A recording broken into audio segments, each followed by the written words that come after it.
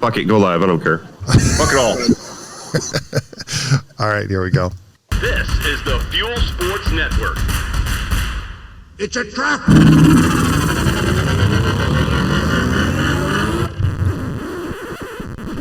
Oh, I'm sorry. Did I break your concentration?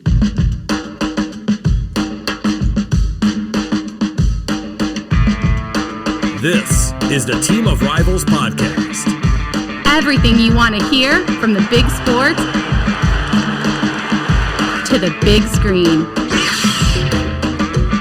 He's all by himself, fires into the end zone. Caught! Touchdown!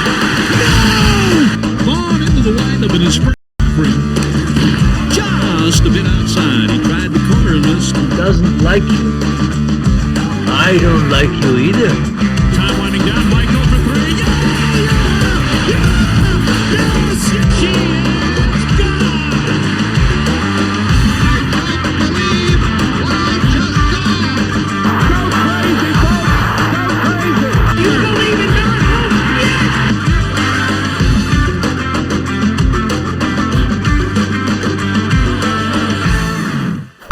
You may fire when ready. What?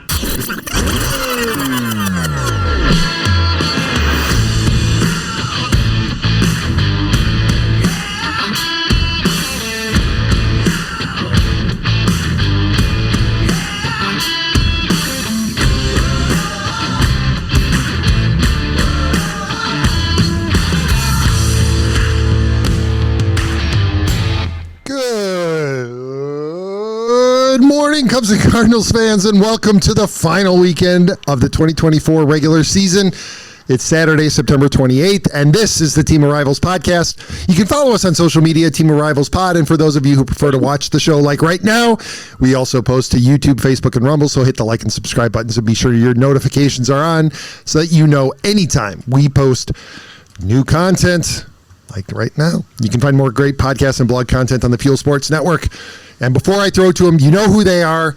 I'm going to get to them in a second, but we're just going to jump right in. We're going to highlight this guy because you know that he's going to be happy to listen along as I serenade you guys with Katie Woo's latest from The Athletic. The Cardinals have always operated with a relatively small player development team. But in recent years, team insiders say, the Cardinals failed to keep up as rival teams increased the size of their staffs. Not including affiliate coaches, special advisors, or medical coordinators, the Cardinals have 5 full-time minor league instructors, which marks their leanest staffing level in the past decade. That number becomes even more conspicuous when compared to other teams in the National League. The Phillies boast 14 full-time field staff members. The Mets employ 15 staffers, including coordinators for catching, base running, infield, and outfield. The Brewers, winners of the National League Central 3 times in the past 4 seasons, retain 17 staffers. By contrast, the Cardinals do not have an infield, outfield, or catching coordinator, nor do they employ any full-time roving instructors or any full-time coordinator position in Latin America. Instead, a small crew led by instructing coordinator Jose Oquendo oversees the entire operation, with help from longtime pitching coordinator Tim Levesque and hitting coordinator Russ Steinhorn. The Cardinals have an assistant hitting coordinator, Brock Hammett, and a pitching coordinator dedicated solely to the Jupiter complex in Rick Herrig. Ron, how are you feeling about the future of the St. Louis Cardinals? I don't know, because there's another, well, here's the thing, too.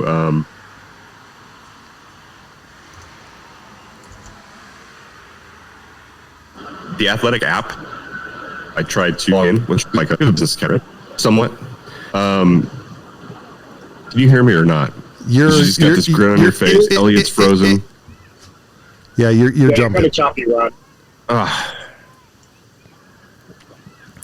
It's like garage internet. Okay. Yep. Come back to me. Okay. Come back. All right. So I guess we'll come back to the we'll come back to Ron and the Cardinals when he gets his internet sorted out. In the meantime, Elliott, you were at the game yesterday. Yes. You got to see a fairly good performance by Jameson Taillon. Enlighten us. Yeah. Yeah. Sat the bleachers in right field. Shout out to the CHGO crew that welcomed us. My buddy and I, God, he looked sharp. I mean, probably one of the best games I think I've seen Taillon throw. I mean, I know it's against the Reds, but he looked good yesterday. He's been strong all year for the most part. I mean, granted, you're going to have your ups and your downs, your good days and your bad days and whatever. But fastball looked good. His change looked great. It was just a real sharp day for him. So, yeah, kudos to him, and we'll see what next year brings.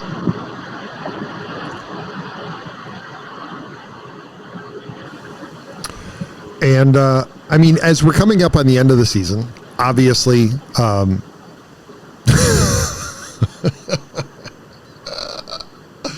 Elliott, I don't know if you can see it, but Ron has renamed himself. No, I can't. His screen name right now is Some Bitch. So nice. Now I can see it. Yes. That's Ron. That's brilliant. That's beautiful. Some bitch. Gonna lose it. Am I choppy? No, you're better.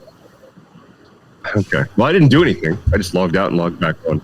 Well, this is going to be a great. I can only imagine what the stream is like right now because Elliott is in and out as he changes from cell to cell. I mean, as you can see, his video is frozen.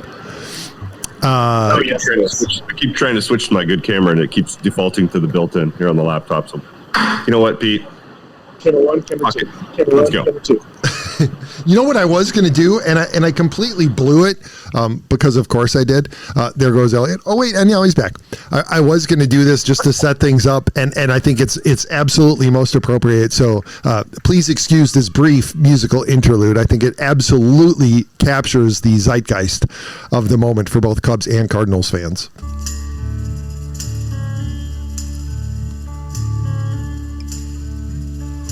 This is I used to love the Doors. Beautiful friend. This is the end.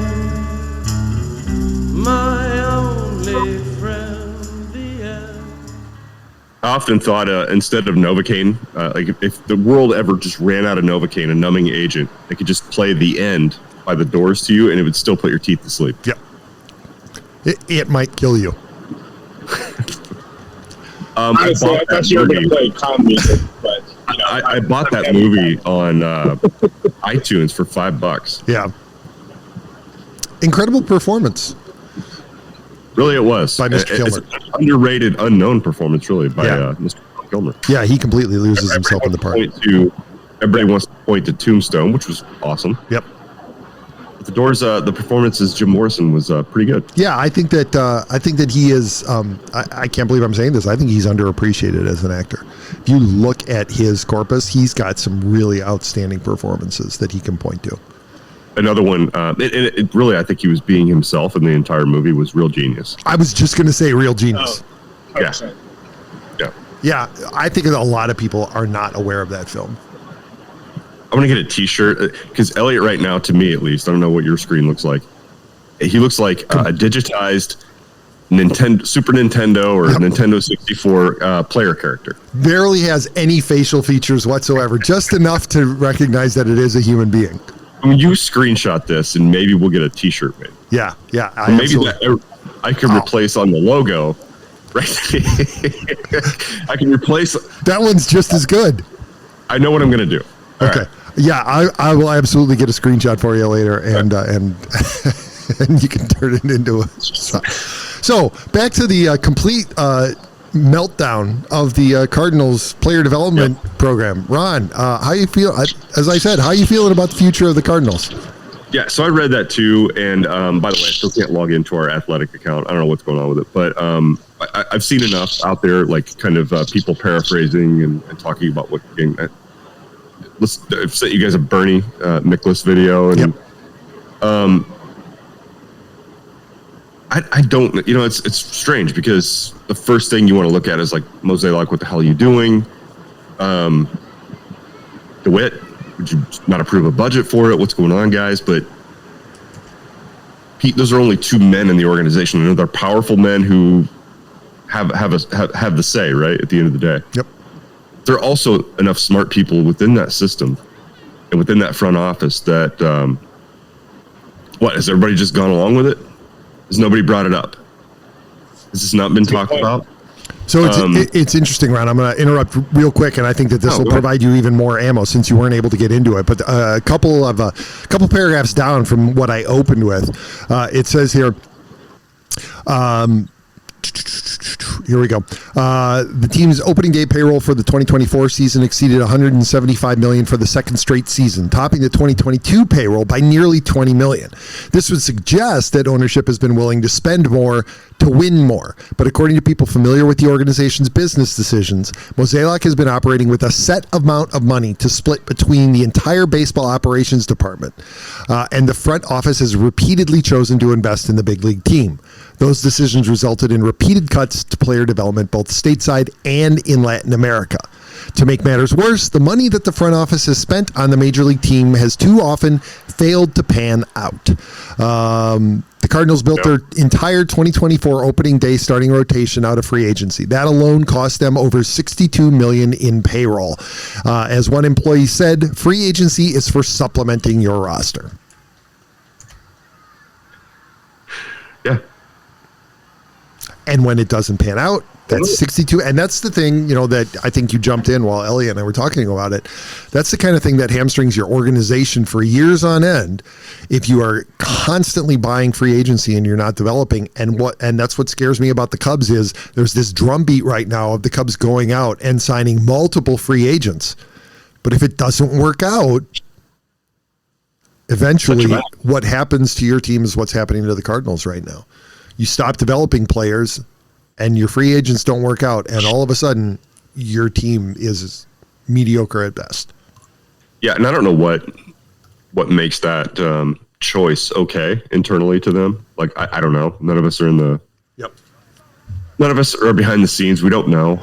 But I don't know how much of this is just due to strict budgeting. Like, hey, you can pick where you want. Here's your money. You get to choose where you want it to go. You want to go to the big club? Divvy it up however you want. And obviously they've made a poor choice. Now, the number of instructors doesn't necessarily correlate to World Series, division titles, everything else. Like, I get it, right? But I think that, first of all, let me back up for a second, right? Let me talk about just the fan base. And I heard Craig Amsinger on ESPN 101 this week. Calls in once a week. You know what? He's a St. Louis kid. I know he's the lead, host for MLB Network. I don't know if you guys even know who I'm talking about. Yeah, I know. He's a shill for Major League Baseball, and he has to be by his job, likely, right? He's saying about Oakland, and I know it might be a topic you're going to bring up later. Yep. But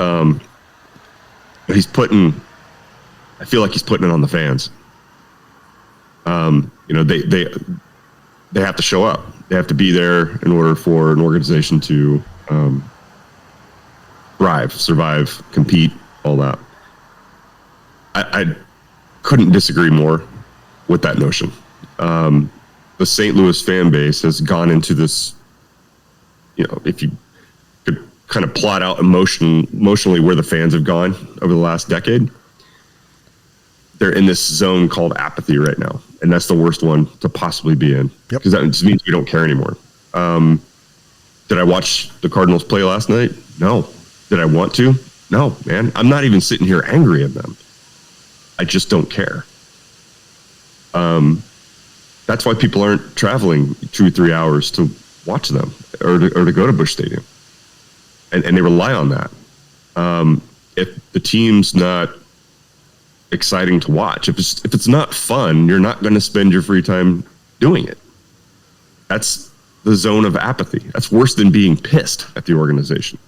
I think you'd rather have fans just angry with you than you would not giving a shit. So I point to the organization, man. Don't Craig Amsinger. Seriously, you're going to blame that on the fans. You're going to tell those Oakland fans it's on you why this team moves. Dude, nobody's buying that shit. Nobody's buying it. The hosts can't attack you because you're a big guest that comes on once a week. They don't believe you either. You're full of shit. Yep. And you know what? It ties in actually to something else that's very much in the news, obviously, after last night, and that's the White Sox. And this is a conversation that Alex and I were having when we were at the game on Wednesday night. The record-setting White Sox. Yes, the now record-setting White Sox. Call them that every time. Did they lose last night? Yeah, they lost last night. And to make it worse, they lost in the game that Detroit clinched. So it was doubly bad, right? Not only did they break the record, but they had to watch another team celebrate making it to the playoffs. A team that was basically left for dead 2 months ago. Was it on their home field or was it away? It was in Detroit. The White Sox actually rode a 5-game winning streak out of Comiskey and right into Tiger Stadium and promptly broke the record and watched the Tigers celebrate qualifying for the playoffs. I love your field reporting from Chicago that the fans booed when the White Sox took the lead. Yeah, they were not happy. And there were at least 3 chants of sell the team during the game, and not like, the random crazies, to where the entire stadium, pretty much, I mean, obviously it wasn't the entire stadium, but a good percentage of the fans were chanting for Reinsdorf to sell the team. And that kind of goes to where it's not exactly like you're not hearing that at Cardinals games yet, but you risk damaging your fan base. It's definitely happened with the White Sox, and and you alluded to it, Ron. It's something that could potentially happen with the Cardinals because the White Sox are so bad right now that 19,000 fans showed up on Wednesday night to watch them lose, to actively root for their team to lose. And it's not just a problem in the present, it's a problem in the future, because if you have fans who are apathetic, you have fans who don't care, they don't seed the next generation of fans, and ultimately what ends up happening is you lose your fan base, and eventually you lose the team. And it's happened to the White Sox, and as you said, you don't care. You're not looking to watch the team. People aren't looking to go to games, and that has longer term ramifications than just the immediate season. But going back to Katie Woo's article, right, that I haven't been able to read yet. I've heard enough about it. I don't need to at this point. Whatever's being lights being shed on what they've done with their development and what they've done with their system is just proof to what we've seen, right?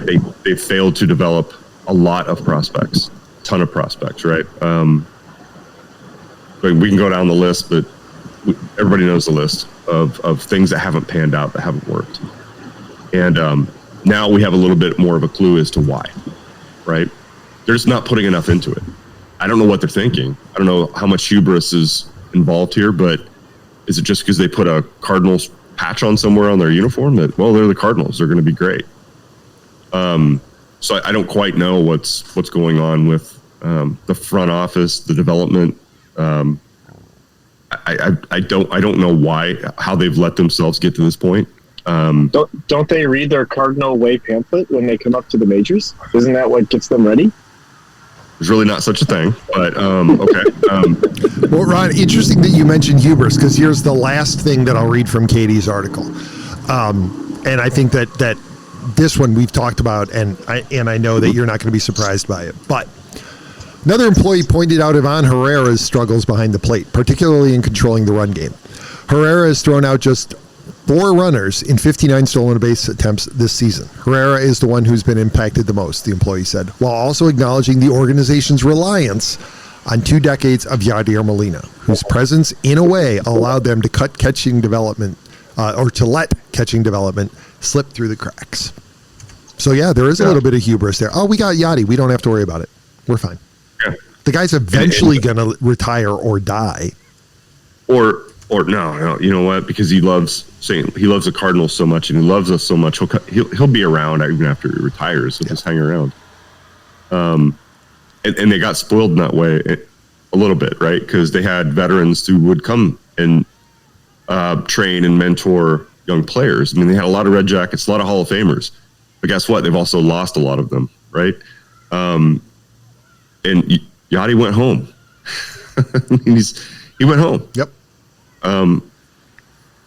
So I don't know, man. I'm not in there. I don't know how they got this stupid. Quietly. Like we've seen it on the field. Now we know a little bit more as to why. And here's the thing, man. I'd be much more fired up and animated about this if I fucking cared, and I don't. And that's what that's where you're seeing the problem. That's why you're seeing the empty seats. It's not even a protest, man. I know that like people talk about this like it's a protest and it's an active protest by the fans. Like we're not talking to each other about not going to games, man. Right. Like I'm on X, I'm on everything else. Like I don't see a lot of back and forth. Let's just not go Friday. No, I don't see any of that out there. And I know I've muted a lot of those assholes, but I haven't seen it. Nope. So this isn't like a coordinated active protest. It's just no fun to watch you play. It's no fun to watch your product. You resemble nothing of the thing we loved at one point. So if you don't care, okay, that's fine. I don't care either. So I'm not going to waste my time even sitting out here on a Friday when I have nothing to do. When I have nothing to do, no plans. I'm still not even turning it on. And Pete, it's not like an active. It's like I woke up yesterday morning and be like, I'm not going to watch the Cardinals today. I'm going to show them. Yeah. No, man, it's not even that. I just don't care. I don't want to. So that's where they're at. That's what they've created. And you know, it makes you wonder about. Well, not wonder. God, I don't even know what the sense is, but specific to catching. And you think about over the last how many years that we read on X and on Facebook and everything how all the Cardinals catching prospects suck. Kelly sucks. Kisner sucks. Herrera sucks. Maybe they weren't being helped by the organization. And then you think about, right, like you're also doing those players a disservice by not explaining it to your fans. You know what? We're not doing these guys any favors, right? You're so tight-lipped. You're so protective of your aura that you refuse to acknowledge your failures, and you let these players twist in the wind, and, you know, they get their careers ruined because you have done them a disservice. It's baffling. It is baffling because it was just, 10, 11 years ago, they were revered as the model organization. Yep. And not just baseball, and a lot of sports would have said the same thing that, yep. We're going to do things like these Cardinals do. How did they let themselves get there this quick? But the more disturbing thing, and I guess this came from a Ken Rosenthal piece, which again I can't read, that it sounds like Mozeliak's going to be back for a year. Yeah. Now, I don't know if that means he's going to be hobo for another year, but he's going to be back for another year, which means Ollie's going to be back for another year. There's supposed to be some kind of big reveal of a plan and how they're going to go forward. We're supposed to hear about it next week, I guess. But knowing them, man, it'll be like one of these things that we're all going to tune into this press conference, and it's going to be like, I mean, that's the way they do shit. They there's this hype that'll build up around it, and you're going to hear about it, and you're like, oh, so you're not fucking doing anything. Okay. Enjoy your 1.7 million size crowd next year. Yeah, I mean, for the first time in how many years they finish with under 3 million fans for the season? Unheard of. And I don't want to say good, but you know what? Since Craig Amsker kind of annoyed me, fucking good. I hope it's under 2.5 next year. And I guess we'll use Sincerely mean that too. Yep. It's not even out of like sense of haha showed you.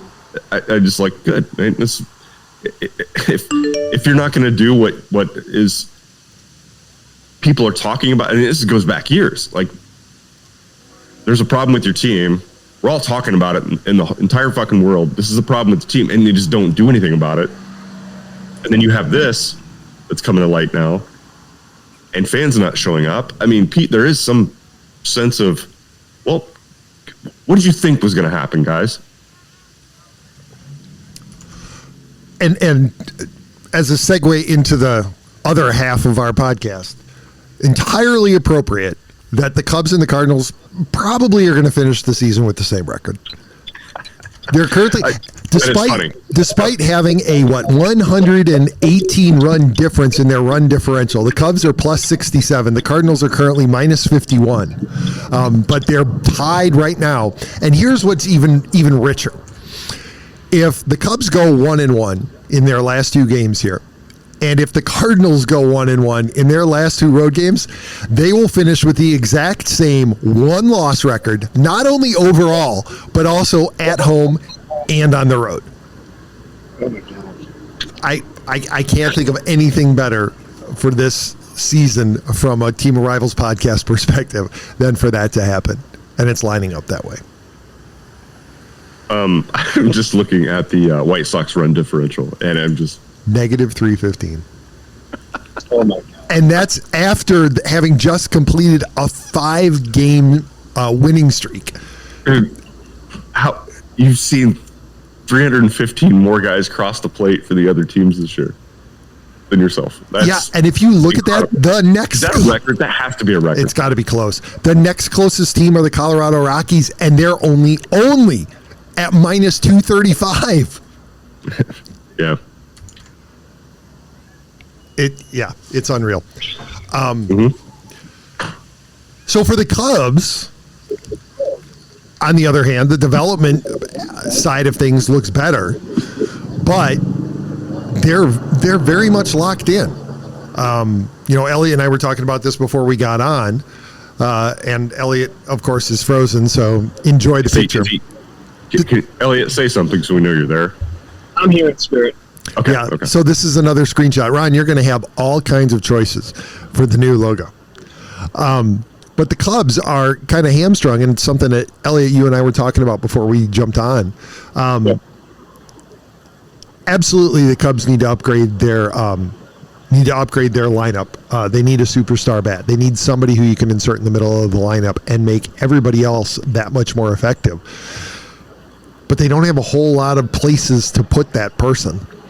I mean, they don't have stars, but they have a lot of very serviceable players in their lineup. I guess catcher, you could put somebody in. And obviously, if they could somehow convince Juan Soto to leave New York, which I don't think is going to happen, and I'm not necessarily saying he's going back to the Yankees, but I think between the Yankees and the Mets and their financial resources, I just don't think that there's going to be a compelling case for Juan Soto to leave New York City, no matter how much money other teams throw at him, especially with Scott Boras as his agent. I don't see where the Cubs are going to upgrade their lineup. So I think we get a repeat of this next year. It's tough, and a couple of other things need to happen too for the Cubs to be able to even fantasize about this. Is they need Ian Happ to waive his no trade clause, and they'll probably need Cody Bellinger to waive his option and to opt out.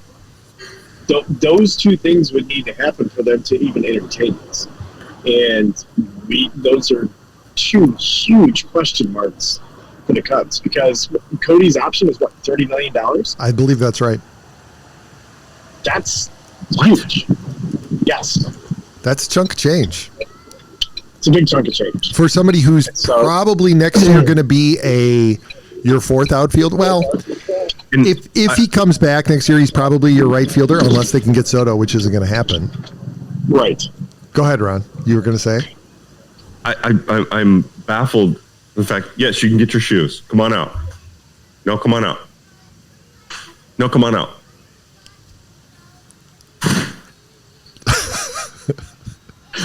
I'm baffled that Happ has a no trade. Yeah. Full no trade clause. Why? Why? I don't know. That's a great question. All right. Yeah, before you jumped on, actually, Ron, I think you caught the tail end of it, but E and I were talking about this before we hit play. The Cubs are so hamstrung by him because they can't get rid of him. And even if they were able to convince him to waive his no trade clause, you're going to have to distract teams from noticing that he only puts up numbers when it doesn't matter. Like this season, he's having inarguably his best year. I believe he's tied both his home run and I think his stolen base highs for his career. But the Cubs have really not been in contention this year. So he's put up numbers when it doesn't count. And that's kind of Ian Happ's MO. He'll get you numbers as long as there's no pressure, which there hasn't been since he's kind of taken on the leadership role with the Cubs. And again, I've said this multiple times. I'm not sold by his what looks like third Gold Glove in left field. It's just a testament to how bad the defense is in left field that Ian Happ can win 3 Gold Gloves out there. Yeah. Yeah, there are no good left fielders. That's where you stash your bad fielder. We had Ozuna in left field. My point. My point exactly. The guy who hopped up onto the wall for a ball that hit the front of the warning track. Okay, I was just baffled that they gave him no trade. I know he probably asked for it, or his agent did, but yep. But you didn't have to give it to him, and that's all on the Cubs. You didn't have to. That was 3 years ago, so that's Jed. That's Jed agreeing to a no trade for Ian Happ. Right. When that lands on him. When at that time we were already feeling, and wait a minute, Elliott, that wasn't 3 years ago. That was last year. Oh my God. That was going into last year when they extended Happ and Horder. How long's his extension? I think he's got 2 or 3 years left on his contract. Two. And this was at a time when you were starting to get excited about the potential of Owen Casey, Pete Crow Armstrong, Kevin Alcantara. I mean, you've got outfielders coming up, and you're giving this guy a no trade clause. That doesn't say much for your own internal scouting. A Soto signing is Not maximum. Hold on, it's maximum early 2000s Cubs move. Is that what that would be? If they brought him in, it would be reminiscent of sometimes when they would do things like that. Soriano. No. The Cubs when have the Cubs ever shopped at the top of the market? Soriano. Oh, he wasn't at the top of the market. You don't think? No. And they bid against themselves with him. I think that year he was. Well, he might have been the top of the market that year, but he got paid top of market because they were bidding against themselves. Cardinals do that with their own free agents. That's right. Even more brilliant. Speaking of their own free agents, here's another article that Ron can't read, but that I have to refer to just because it makes me laugh. Jason Stark released his awards column, I believe it was yesterday. Yeah. AL, I'm going to start with the AL because it's funny. His AL least valuable player, the entire White Sox team. Yes. Oh my God.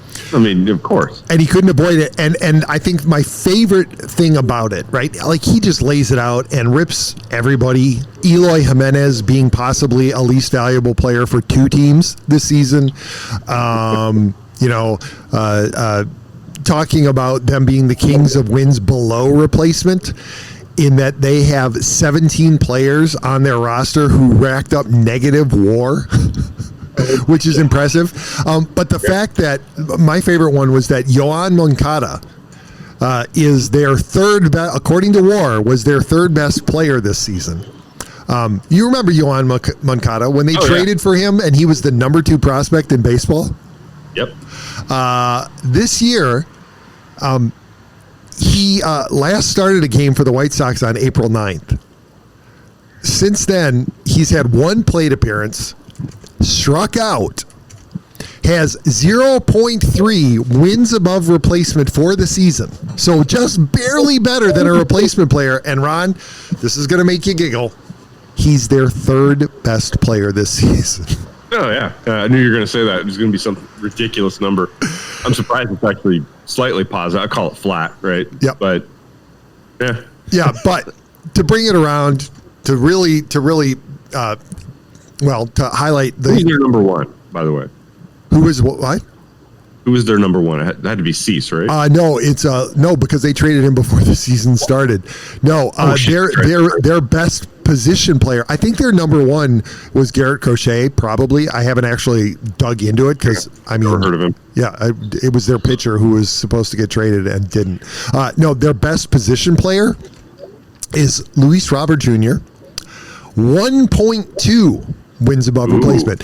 As Stark points out, that would put him 10th on the Brewers, which just explains a lot.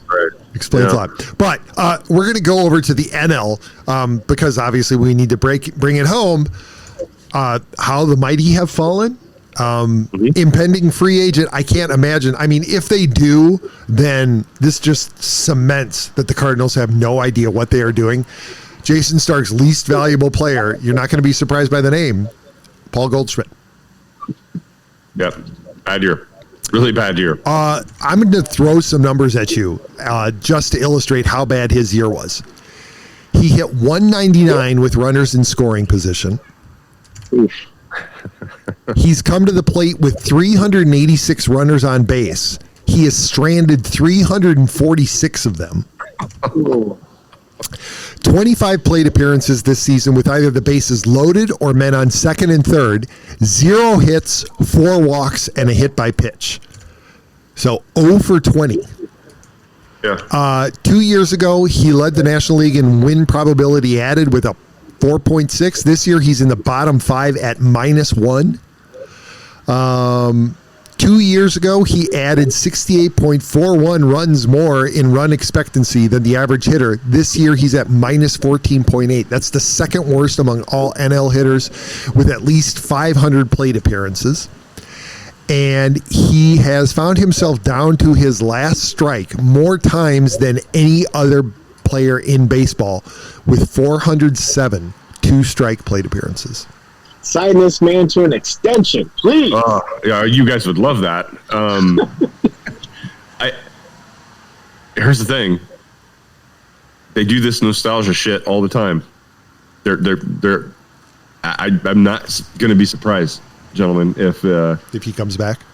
If he comes back, they shouldn't. They should move forward. Like, they really shouldn't bring him back. And it's nothing against him. He's had a really nice career, but I think the writing's on the wall with what kind of performance you're going to get. Like, you did this shit with Adam Wainwright too. And yeah, this kind of fall off is not a down year. This is age catching up with the player. Yeah, it is, and you feel bad for him, right? And it happens to everybody. You can't blame him.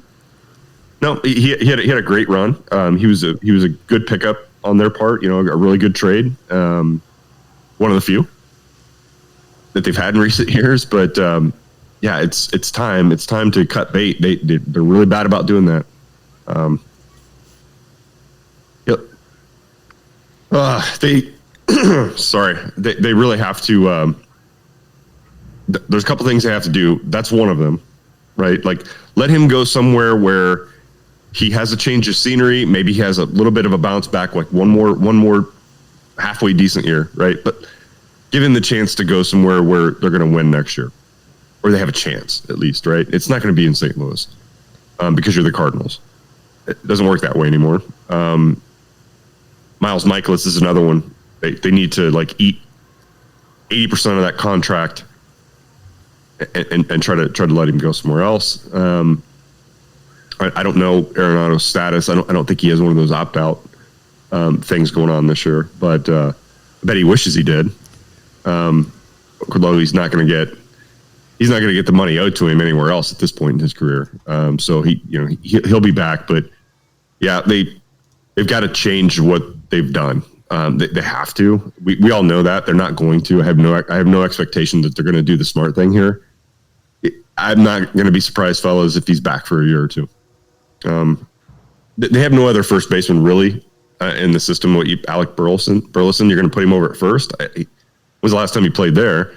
I don't know much about this Luke and Baker kid, but he batted like 240 at AAA. It doesn't sound very promising. Who are you going to go out and get?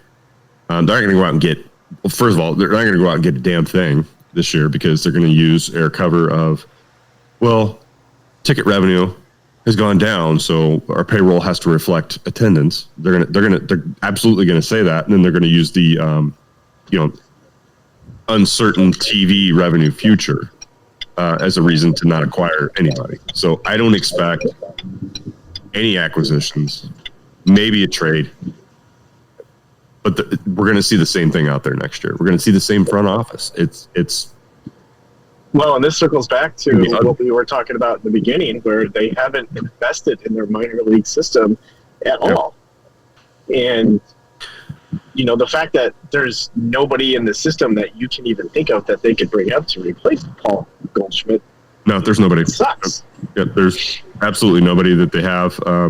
Again, they have this Baker kid that they've brought up and haven't really played him much. But, I guess on paper it could be Goldschmidt's last month with the team. Maybe they wanted to play him as much as possible. I'm just not sure. We're going to see the same.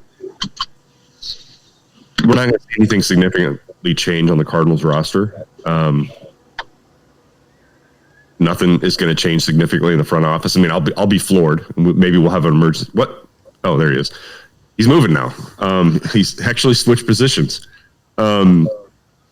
It's going to be ho-hum, man. I probably won't spend a dime on it next year. And it's not out of anger or protest, man. I just won't care enough at all. It's, if my wife watched baseball every night, this household wouldn't change. I would still be out here in my garage while she's in there watching baseball, and I'd be just watching something else. Might as well be watching Dancing with the Stars. Oh my God! It's about how much I want to watch it. This is an emergency. Baseball has become the golden bachelorette to me. Oh my God, that's terrible. Baseball in general. So Ron, in answer to your query, I looked it up. Nope, Nolan Arenado has no more options, neither player nor team. So he's locked in. As a player, he's locked in through his age 36 season. So that's through 2027. He's due to make 21 million next year, but he counts a little more than 25 million against the cap for the remainder of his contract. But even better, you guys now are going to have a Bobby Bonilla day because he has deferred money. Yep. Between it's $2 million a year through 2031, and then it bumps up to $3 million. Now, obviously, we know that with inflation and everything, those numbers are actually going to decline. But you're going to be paying Nolan Arenado through his age 50 season. Oh my God! 2041, he has deferrals. I love it. Good. I mean, Bobby Bonilla's thing's going to expire, so we've got to have somebody. We had to have somebody pick up the slack, and so Nolan Arenado is that somebody. Providing the same value to the Cardinals that Bobby Bonilla currently provides to the Mets. It's still nothing compared to $68 million a year deferred. Yeah. Out there, out west. It's still nothing like that. And the less said about that, the better.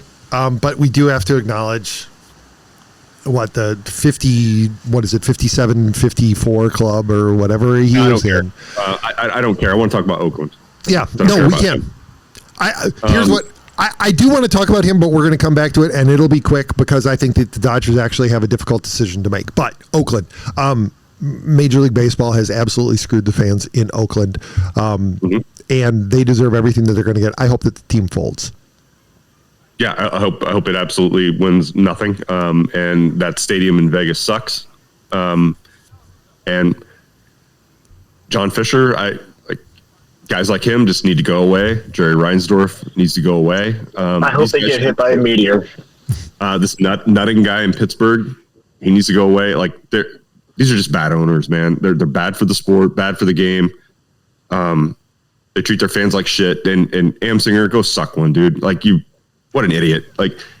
When you tear a team down, build it, tear it down, build it, tear it down, build it, tear it down. When you do it over and over and over again, and the fans know that basically you're a development system for the rest of Major League Baseball, which is what Oakland has been actively, knowingly, consciously. That's what they've chosen to do.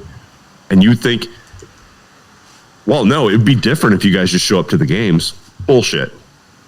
That guy pulled exactly what Stan Kroenke pulled with the Rams in St. Louis. He purposely put a shit team out there, and you see it all over baseball. If you put mediocre to shit out on the field year over year over year, and you're going to point to the fans, well, you're not supporting the team. Like, no, that's not what's going on here. These owners are actively doing what they're doing, wanting the fans not to come, so they have every excuse in the world to move. That's what's happened. That's exactly what happened in Oakland. He tried to talk to the city. He tried to get a new stadium deal. They wouldn't listen to him. Okay, well, 6 to 8 miles away, San Francisco draws just fine. Like, it's not the region. It's not those people. But he wants the fans to pay for it. It's you're a billionaire. It's the owner. Yeah, it's the owner. Well, and it makes negotiations awfully difficult when you've got the Major League Baseball front office, ever since Bud Selig, telling you we're behind you if you want to move the team. What motivation, what incentive does he have to actually come to an agreement with the city of Oakland? He's got none because he knows that he's got an out. And Major League Baseball is not going to stand in his way. And Reinsdorf is different because he just wants to move closer into the city of Chicago. And the same thing. He wants the city and the state to pay for it. So to move, a couple of miles into a site that's going to be more inaccessible? And that the South Side fans are going to, a certain portion of them are going to say enough. But actually, Ron, to get back to what you said about the fans, I definitely saw in the last game the other day a lot of similarities with the Cardinals fans when it came to the Rams leaving, in that you saw those fans like extraordinarily upset, not with the team. No, not with the players. Not with the even shitty baseball stadium that they were forced to go to watch games in, but entirely with you saw them taking dirt. You saw them doing everything that they could to thank the team for the good times that they did receive over the past several decades. So you can't blame it on the fans. Nope. You're absolutely right. You can't blame it on the fans. And Ron, we got to get you fixed so that you can read the article about Jerry Reinsdorf being the worst owner in sports, because it is devastating. He's terrible. When I can read it, we'll have to get I have to get fixed, folks, for multiple reasons. You do have to get fixed. I've got to jump, fellas. I've got to get the boys to a flag football game, and then they have baseball practice immediately afterwards. They're very happy about that. All right, so I'm going to throw this out real quick, and we can revisit it next week or some point in the future. But given the impressive, I'm just going to leave it at that. I'm not going to comment on Major League Baseball's hyping of it. But given the impressive season that Shohei Ohtani has put up, I think the Dodgers have a really difficult decision to make, in that you're not going to get those kind of numbers year to year if you're allowing him to pitch. Nope. You're not going to see him go 50-50 again if he's taking the mound every fifth day. Their pitching is their starting pitching is not great.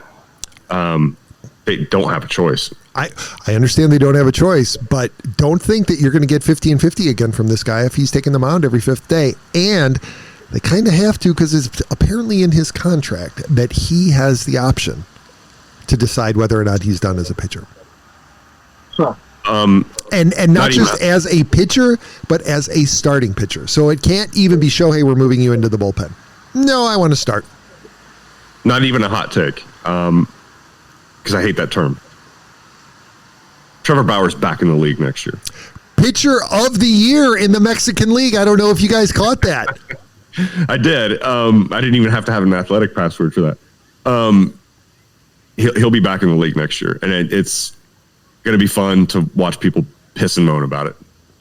Yep. Might be the only thing I enjoy about baseball next year.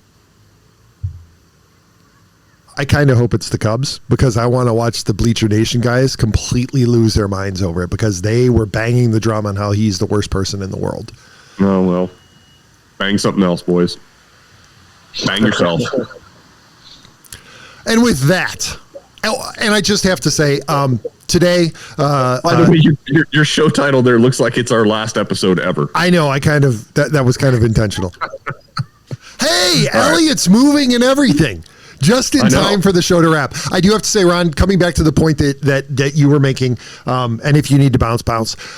Just like the Cardinals don't know when to say goodbye to their longtime players, the Cubs actually looking like they have reached that point to where they know when to say goodbye, because today the lad and I will be attending what certainly looks like Kyle Hendricks' last start as a Chicago Cub. I'll definitely feel a little nostalgic about it, because I have to say, since Greg Maddux, probably my favorite pitcher to throw for the Chicago Cubs. Criminally underappreciated, I think, by the national media. Always, and I think by Cubs fans to a certain extent, always outperformed what he looked like he was. Definitely a throwback pitcher. Hasn't been the same the last couple of years, but you know, the Cubs clearly setting the stage for the end of Kyle Hendricks' career with the only organization that he's known as a major leaguer, and I fully expect him to suit up in the Birds on the Bat next season and torment the Cubs. He's not even close to my favorite Cubs pitcher. It's Carlos Zambrano, because I just tuned in only to watch him just implode. Never touch my favorite Cubs pitcher. Elliott, your thoughts on Kyle Hendricks and the end of his career. We'll see you later on. The professor had a great run. He certainly had his moments. I mean, I agree. He is so reminiscent of Greg Maddux that he just, pitches to the corners, pitches to the outside. But yeah, it's just, I wish he would be going out on a higher note, but he'll certainly be remembered for his 2016 run and getting the ball in the final game. I think you're correct. He's definitely an under the radar appreciated pitcher, and he will definitely be wearing red and white next year. Yep. That's it's funny that you mentioned that he got the ball in Game 7, because definitely one of my regrets for his career is that Joe didn't give him at least another inning. I think that game ends differently if you allow Kyle to go as deep as he can, and then do what needs to be done, because I think that he gets you hell of a lot closer to the end of the game, to where you maybe don't even need to bring in Aroldis Chapman. Right. Anyway, I think that's it for us. Elliott's frozen. Ron's gone, so you're going to have to look at my mug as I close out the show. If you enjoyed this show, thank you. We appreciate it. We appreciate you. And don't forget to leave a comment and subscribe, and know that this is probably not our final show, but it's nice to have teased it with the thumbnail as the rain starts here in Elmhurst, Illinois. And if you want to help spread the word, please give us a 5-star review and tell your friends to do the same. We're available on Apple Podcasts, Spotify, and wherever else you listen to podcasts. And we also regularly live stream on Rumble, Facebook, and YouTube. Be sure to check out the other Fuel Sports Network podcasts, including the Derek King Sports Show, the X-Fan Show, Talking Sports on the Bleachers with Don Glenn, and At the Park STL. We didn't even get Ron's Soccer Minute. That's how completely discombobulated we are this week. But, that's what happens when Ron jumps on late. You can find Elliott on X at TOR_Elliott. And you can find Ron at TOR_Ron75, and also at the Park STL on X. And finally, you can find the Fuel Sports Network at Fuel Sports Net on X and also on Facebook. And you can get in touch with us at any social media channel at Team of Rivals Pod, or by email at teamofrivalspodcast@gmail.com. And I expect that we'll have a show next week, and we can formally wrap up the end of the regular season and the beginning of the MLB postseason. I fully expect the Cubs and the Cardinals to both split their remaining 2 games so that they can be exactly even across the board. It would absolutely be poetic justice for things to end that way for us as Cubs and Cardinals fans, and not just talking about the 3 of us, but also talking about you as well. So thanks for taking the time on a Saturday. We appreciate you watching or listening, and we will see you all next week. Have a great week, everybody.